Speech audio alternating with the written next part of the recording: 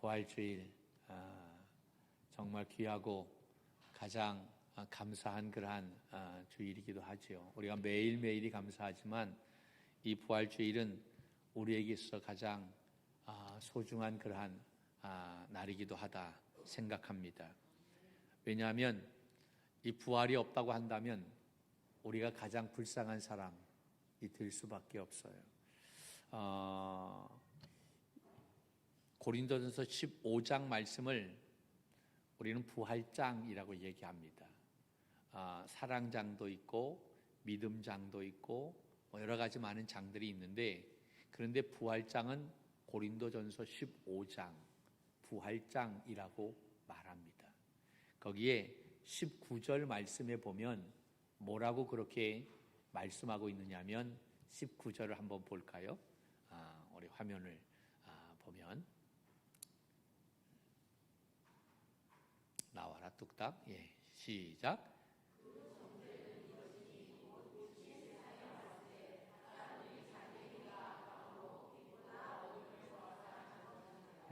이거는 요한복음 3장 19절이고 고린도전서 15장 19절 없나요?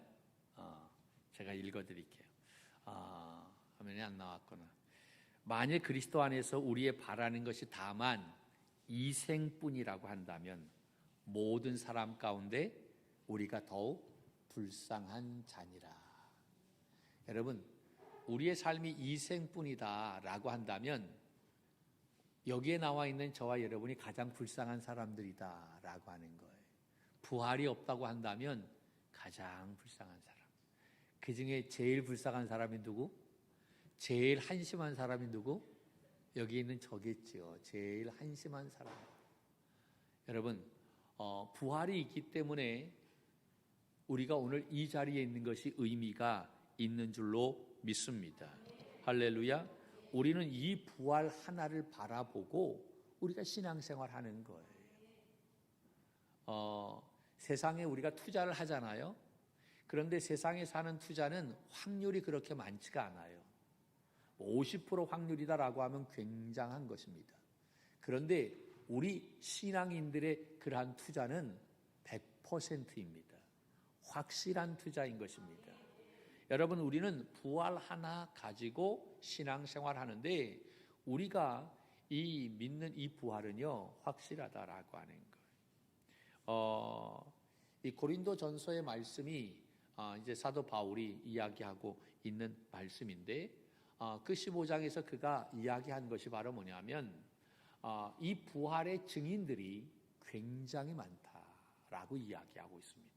여러분, 2라고 하는 숫자는 요한계시록 말씀할 때 2라고 하는 숫자를 우리가 그 의미를 다 알려드렸죠. 증인의 숫자입니다. 법정에서 증인을 하게 될 때 2사람 이상이 증인을 서야 그 말이 효력이 있다라고 하는 거예요. 그런데 이 부활의 증인들이 2사람 이상이에요. 예수님의 제자들 가운데 그 부활하신 주님을 본 사람들이 굉장히 많이 있었고, 그리고 500여 형제들이 그 예수님의 부활하신 모습을 다 보았어요. 승천하신 모습을 보았어요. 그리고 아직도 이 바울이 고린도 전서를 기록할 때에 그때에 그 부활의 증인들이 아직도 살아있는 사람들이 많다라고 이야기하고 있어요. 그래서 이 부활은 확실한 것이다 라고 이야기하면서 수많은 증인들이 있는데, 그러므로 나는 이 부활의 확신을 가지고 있기 때문에 바울이 고백한 것이 바로 뭐냐면 나는 날마다 죽노라 라고 고백할 수 있었던 거예요. 만약에 그가 부활의 그러한 확신이 없었다고 한다면 나는 날마다 죽겠다라고 이야기했을까요? 없겠지. 그가 죽어도 문제가 되지 않는 것은 다시 살아나니까, 주님께서 나를 살려주실 것이니까 그가 날마다 죽는다라고 고백할 수 있었던 거예요. 여러분, 오늘 우리가 봉독한 말씀 속에서도 우리가 이 부활에 대한 말씀을 볼 수가 있는데 2가지의 부활을 이야기하고 있어요. 몇 가지? 2가지의 부활. 하나는 생명의 부활이고 또 하나는 심판의 부활이다라고 하는 것입니다. 여러분 29절의 말씀, 오늘 봉독한 말씀 가운데 29절입니다. 시작. 선한 일을 행한 자는 생명의 부활로, 악한 일을 행한 자는 심판의 부활로 나오리라. 그러니까 여러분, 이 말씀은 모든 사람이 다 부활하게 된다라고 하는 거예요. 다 부활하게 되는데 어떠한 사람은 생명의 부활로, 어떠한 사람은 심판의 부활로 나오게 된다. 예수 믿는 사람도 부활하게 되고 예수 믿지 않는 사람도 부활하게 되는데, 중요한 것은 내가 어떠한 부활로 나오게 되느냐라고 하는 것입니다. 이 말씀 속에서 이야기하는 생명의 부활로 나오게 되느냐, 아니면 심판의 부활로 나오게 되느냐라고 하는 거예요. 우리가 이번 특별 새벽 기도 기간에 낭독한 말씀이 요한복음입니다. 요한복음이 복음서 중에서도 그 복음의 진수가 담겨져 있다라고 이야기하는데, 오늘 이 말씀을 통해서도 우리가 그것을 알 수가 있을 거예요.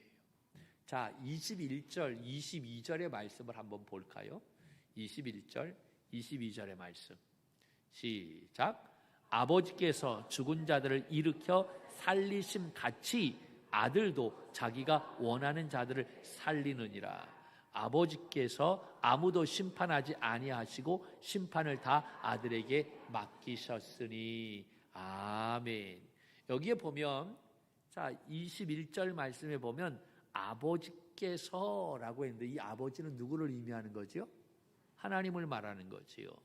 아버지께서, 다시 말해서 하나님께서 죽은 자를 일으켜 살리시는 능력이 그분에게 있다라고 하는 거예요. 하나님은 살리시는 분이십니다. 할렐루야. 생명을 주시는 분이에요. 그런데 그 하나님이 그 능력을 누구에게도 또 주셨느냐? 아들인 예수 그리스도에게도 주셨다라고 하는 거예요.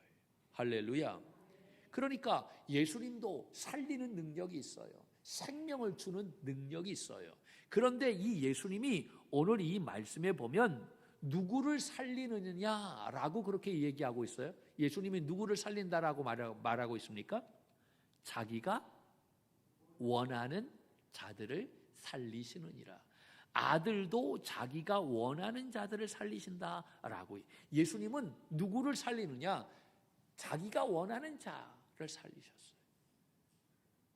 그러면 예수님이 원하는 자가 누굴까요?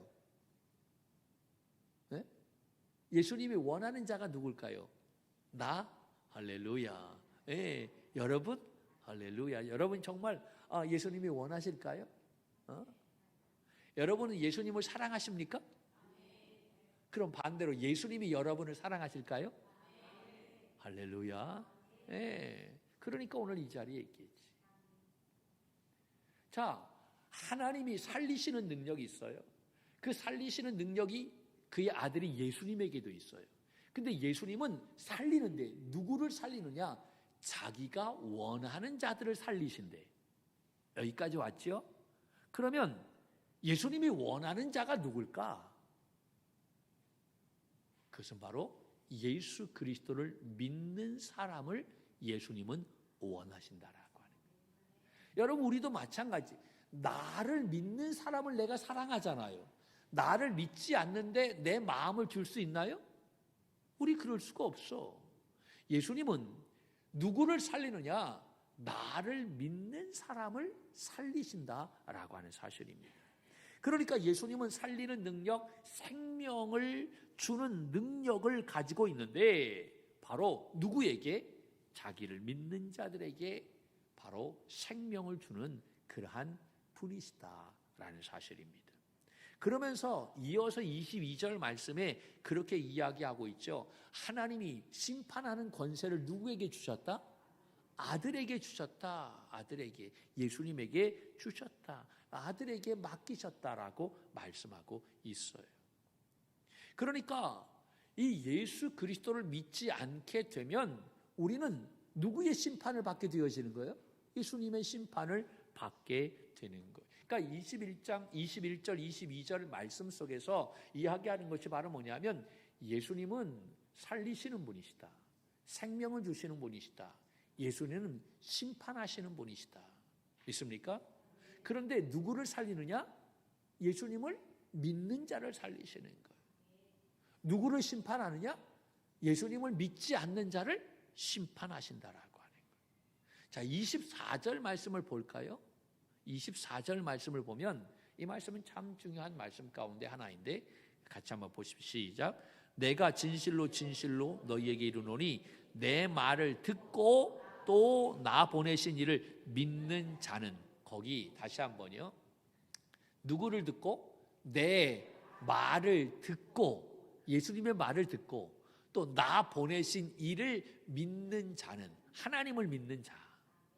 하나님을 믿는 자는 무엇을 얻었고? 영생을 얻었고. 할렐루야. 이 영생을 얻었고 라고 하는 것은 현재 완료형으로 되어 있어요.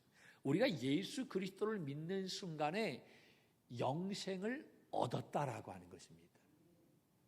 그러니까 우리는 이미 과거에 예수님 믿었으니까 그 순간에 예수님을 믿는 순간에 이미 영생이 우리에게 주어졌다라고 하는, 영생이 주어질 것이다 라고 말하지 않아요. 영생이 이미 주어졌다라고 완료되어졌다라고 하는 사실이지.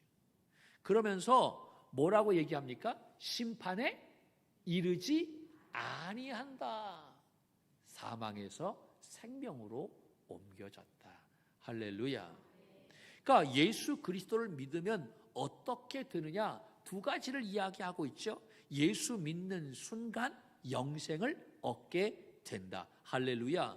완료형인 것입니다. 믿는 순간 우리는 영원한 생명을 소유하게 되는 줄로 믿습니다. 또 뿐만 아니라 그 순간에 우리는 심판을 받지 않게 되는 줄로 믿습니다. 사망에서 생명으로 옮겨지는 놀라운 역사가 있게 된다. 믿습니까? 그러니까 우리가 예수 그리스도를 믿으면 어떠한 부활로 나오게 되느냐? 생명의 부활로 나오게 된다라고 하는 거예요. 그러나 예수 그리스도를 믿지 않으면 어떠한 부활로? 심판의 부활로 나오게 된다라고 하는 거예요. 그러니까 오늘 이 말씀을 통해서 우리에게 주시는 교훈이 바로 뭐냐? 간단해. 예수 잘 믿어야 된다라고 하는 것입니다. 그러면 여러분, 우리가 예수를 잘 믿어야 되는데 정말 예수를 잘 믿느냐라고 하는 거예요. 요새는 예수 믿는 게 참 어려워요. 쉽지 않아요. 오늘 봉독한 말씀 29절 말씀을 볼까요? 29절의 말씀 시작. 선한 일을 행한 자는 생명의 부활로, 악한 일을 행한 자는 심판의 부활로 나오리라. 아멘. 여기에 보면 선한 일을 행한 사람은 생명의 부활을 얻게 되고, 악한 일을 행한 사람은 심판의 부활을 받게 된다라고 이야기해요. 그럼 여기서 말하는 선한 일, 악한 일이 도대체 무슨 일일까라고 하는 거예요. 많은 사람들이 착각하는 것은 바로 뭐냐면 이 선하고 악한 것을 윤리적이고 도덕적인 것으로 생각하는 경우가 굉장히 많다라고 하는 거예요. 그런데 여기서 말하는 이 요한이 말하는 선한 일, 악한 일은 도덕적이고 윤리적인 그러한 일이 아니다라고 하는 거예요. 여러분, 예수 믿지 않아도 선한 사람 많아요? 무지 많아요? 무지 많아요. 착한 사람 얼마나 많은지 몰라요. 교회 다니지 않는데 여러분 얼마나 정말 선한 일, 그러한 일을 사회에 많이 봉사하는 그러한 사람들이 얼마나 많은지 몰라요. 그 선한 사람들이 생명의 부활로 나오는 것이냐? 그거를 이야기하지 않아. 이 요한이 말하는, 여기서 말하는 선한 것은 도덕적이고 윤리적인 그러한 선함을 말하는 것이 아니라 하나님의 일을 말하는 거예요. 하나님의 일을 선한 일이다라고 그렇게 이야기하는데, 그러면 도대체 하나님의 일이라고 하는 것이 바로 뭘까? 우리가 요한복음의 말씀을 우리가 낭독했으니까 요한복음에서 그걸 찾아보면 6장에 이 말씀이 있어요. 28절, 29절 말씀. 요한복음 6장 28절, 29절. 하나님의 일이 도대체 어떠한 것인지 여러분 한번 보세요. 시작. 그들이 묻되 우리가 어떻게 하여야 하나님의 일을 하오리까? 예수께서 대답하여 이르시되 하나님께서 보내신 일을 믿는 것이 하나님의 일이니라 하시니. 아멘. 여러분, 하나님의 일이라고 하는 것은 우리가 무엇을 하는 것, 그것이 하나님의 일이 아니다라고. 우리가 하나님의 일이라고 하니까 내가 많이 봉사하고 헌신하고 충성하고 이런 것을 생각하는 경우가 많은데, 요한은 하나님의 일을 내가 무엇을 하는 것이라고 말하지 않고 하나님의 일은 바로 뭐냐? 뭐라고 얘기하고 있습니까? 하나님께서 보내신 일을 믿는 것. 하나님께서 보내신 이가 바로 누구입니까? 예수님입니다. 예수 그리스도를 믿는 것이 바로 하나님의 일이다라고 하는 사실입니다. 할렐루야. 여러분, 하나님의 일이 다른 것이 아니에요. 예수 그리스도를 잘 믿는 것, 그것이 하나님의 일이다라고 하는 것이죠. 그러면 왜 우리가 예수님을 잘 믿지 못할까? 예수님을 믿지 못하는 이유가 바로 뭘까? 요한복음의 말씀을 통해서 보면 3장 10절, 18절에서 20절 말씀을 보면 이렇게 되어 있어요. 3장 18절서부터 봅니다. 시작. 그를 믿는 자는 심판을 받지 아니하는 것이요 믿지 아니하는 자는 하나님의 독생자의 이름을 믿지 아니하므로 벌써 심판을 받은 것이라. 그 정죄는 이것이니 곧 빛이 세상에 왔을 때 사람들이 자기 행위가 악함으로 빛보다 어두움을 더 사랑한 것이니라. 악을 행하는 자마다 빛을 미워하여 빛으로 오지 아니하나니 이는 그 행위가 드러날까 함이요. 아멘. 이 말씀 속에서 왜 우리가 예수님을 믿지 못하느냐, 그 이유를 요한은 뭐라고 이야기하느냐 하면 우리가 악하기 때문이다라고 이야기합니다. 내가 악해? 우리가 인정하기 싫어도 여러분, 우리가 악하기 때문에, 우리의 마음이 완악하기 때문에 예수님 앞에 나오지 못한다라고, 예수님을 믿지 못한다라고 하는 거예요. 여러분, 예수님은 진리이십니다. 믿습니까? 예수님은 빛이십니다. 예수님은 생명이십니다. 예수님은 참이십니다. 예수님은 빛이신데 그 빛이신 예수님 앞에 우리가 가까이 나아가게 되면 나의 모습이 드러나게 되어 있어요. 나의 추잡한 모습, 나의 모든 그 더러운 모습이 나타나게 되어 있는 거예요. 그러니까 예수님 앞에 더 가까이 나오지 못하는 거예요. 나와도 적당한 거리선에서 머물러 있는 거예요. 여기까지. 왜냐하면 더 가까이 나아가게 되면 가까이 나아갈수록 나의 모습이, 추악한 모습이, 더러운 모습이 나타나 보이니까 그것이 두려워서 예수님 앞에 더 가까이 나오지 못하는 거예요. 우리가 신앙생활을 적당히 하는 이유가 바로 그런 거예요. 여러분, 우리가 정말 예수님을 잘 믿으면, 바르게 믿으면 얼마나 많은 영적인 갈등이 우리에게 있는지 몰라요. 여러분, 생각해 보세요. 오늘 자꾸 다른 말씀을 자꾸 하려고 하는데 생각해 보세요. 제가 노는 거 좋아할까요? 무지 좋아할까요? 네? 우리 얘들아, 내가 노는 거 좋아할까? 많이 좋아할까? 가연아, 많이 좋아하겠지. 생긴 거 봐. 나도 노는 거 되게 좋아해. 주일날 이 하나님 앞에 나가서 예배 드리는 것보다 밖에 나가서 꽃 구경하고 하는 게 좋지. 저 인천 대공에 가고 가는 게 더 좋지. 그렇잖아요. 주말에 등산 가는 거 좋지.